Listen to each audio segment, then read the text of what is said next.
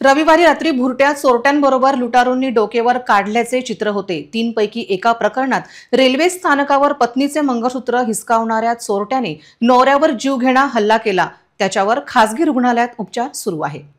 रविवारी 16 मार्च रोजी रात्री 10 वाजता अकोला रेल्वे स्थानकाच्या प्लॅटफॉर्म क्रमांक 4 वर अकोट अकोला मेमो ट्रेनमध्ये एक धक्कादायक घटना उजेडास आली।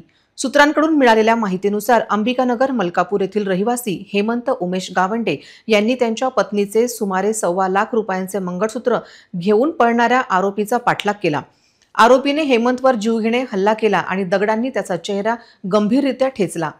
दरम्यान पोलिसांनी आरोपीचा फोटो रिलीज करत त्याचा शोध घेणाऱ्याला बक्षीस जाहीर केले आहे। रात्री घटनेची माहिती मिळताच शहरातील एसडीपीओ सतीश कुलकर्णी, रामदासपेठचे ठाणेदार मनोज बहुरे, जीआरपीच्या ठाणेदार अर्चना गाढवे आणि फॉरेन्सिक विभागाचे पथक घटनास्थळी दाखल झाले। जखमी हेमंतला जिल्हा शासकीय रुग्णालयात आणि नंतर एका खासगी रुग्णालयात दाखल करण्यात आले। गुन्हेगाराला पकडण्यासाठी पथके तयार करण्यात आली आहेत। रेल्वे स्थानक परिसरात गुंडांवर अंकुश ठेवण्याची मागणी होत आहे। या घटनेचे गांभीर्य लक्षात घेऊन पोलिसांनी आरोपीचा फोटो जारी केला आहे आणि त्याला पकडण्यासाठी बक्षीसही जाहीर केला आहे।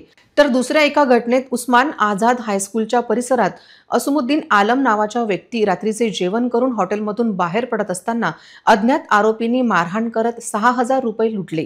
तिसऱ्या एका प्रकरणात एकाची जुनी तारफेल परिसरात रहिवासी अरविंद वाघमारे यांना मारपीट करत त्यांच्याकडील 2,000 हिसकावून घेतल्याची माहिती समोर आली आहे। रामदासपेठ पोलिसांनी दोन्ही जखमींना उपचारासाठी शासकीय रुग्णालयात दाखल केले असून दोन्ही घटनांचा तपास रामदासपेठ पोलीस करत आहेत।